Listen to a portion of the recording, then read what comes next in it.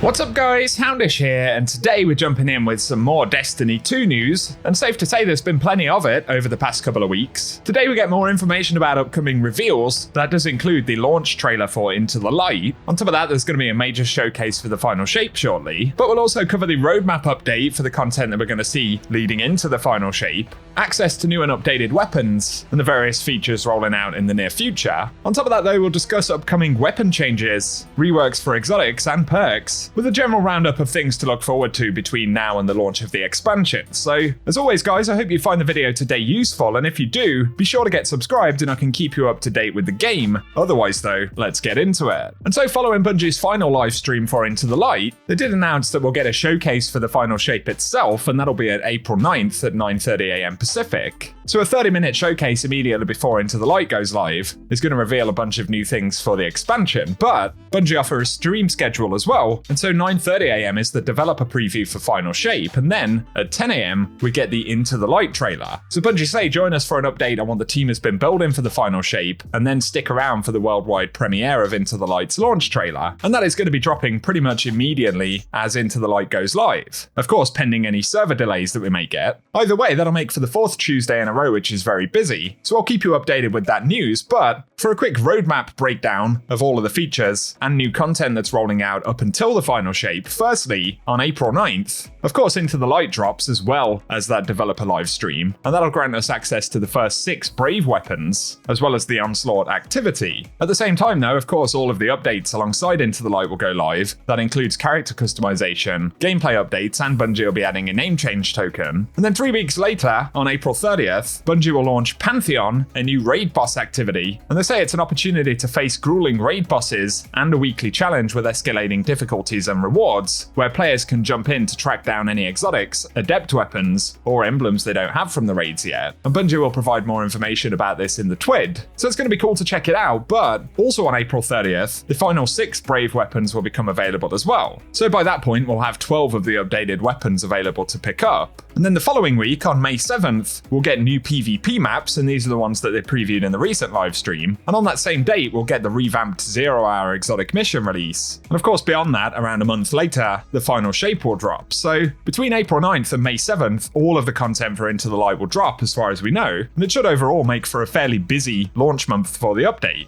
So that's a breakdown of the roadmap as we know it. And for the returning exotic missions, of course Bungie have said that they're going to be reworking various encounters. They're also updating the rewards, the exotics themselves. And for both Whisper of the Worm and Outbreak Perfected, they've said if we already own the catalyst, that'll be available to use immediately, and otherwise it can be earned by completing the legend mode. However, intrinsic perks will still need to be unlocked for these weapons over time, and Bungie have said that they'll be unlocked via a 3-week mini quest line. So those will keep us busy week over week through April and May. Otherwise, we get the updated cosmetic items, things like the 1,000 Wings ship and the exotic ship from 0-hour, and both of those have been updated. So let us know if you're looking forward to Into the Light. It's certainly a lot more content than I thought we were going to get, so let us know what you think down below. Up next though, Bungie recently discussed some exotic changes which are coming up between Into the Light and the final shape, and this was in the Massive Breakdown podcast. They've said more specific info is coming soon, including the release schedule for these changes, but Chris Proctor did reveal a couple of exotic updates. And when it comes to Queenbreaker, they've said there's going to be a 12% damage increase to mini-bosses, champions, bosses and vehicles, with reserve ammo increasing by 3. But there's also detail about the update for the colony, and they say they've revamped it to allow the insectoid kills to spawn more insectoids, but they know there will be a short cooldown between each spawn, and the amount of insectoids spawned will depend on the enemy ranks. So rank and file red bar enemies will spawn 1, but higher value targets can spawn up to 5. And that's one of those changes that sounds quite basic, but in terms of gameplay could be pretty wild. And then for Truth, they say they are increasing the detonation damage of Truth to do full damage output, as if it were doing both impact and detonation damage. And they say reserves for the weapon will be increased by 3, and the detonation and reserves buff is on top of the damage ratio and reserves buff that Truth already got in the recent update. And Truth gets 9 at base at the moment, but presumably that will take it up to 12 rounds at base. And otherwise, they confirmed that the Necrochasm buff will drop in the final shape, and that'll include the new catalyst called One for Thrall. But additionally, Tessellation will receive a catalyst in the final shape. And they don't give us full details on it, but they say it will be subclass and ability related. And once again, more info is coming on that soon.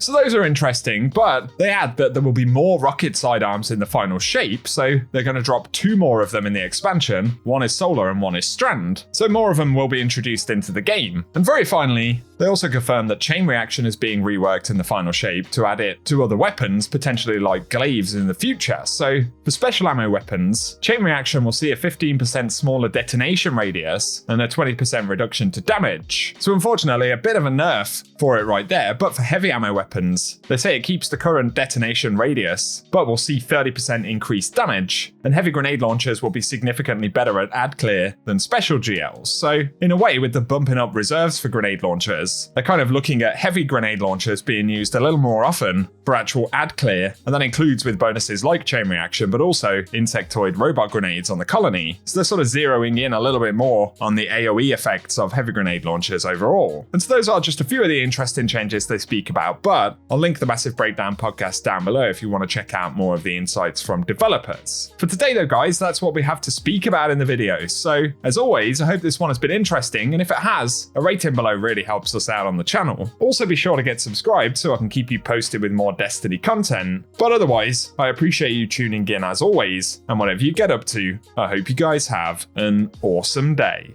We have got a brand new raid boss gauntlet rather, starting on April 30th. Now there will be more information about this in an upcoming TWID.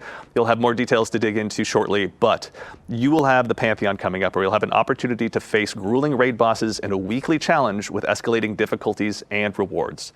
Now this is a chance for you to go ahead and rally your clan or the perfect fire team with Fireteam Finder, if you're able to track them down, to go ahead and track down those exotics, adept weapons, any emblems you may not have gotten your hands on, but we have more details for that in the coming weeks. Keep an eye on the TWID, Cosmo and the community team. Thank you for your hard work putting that together.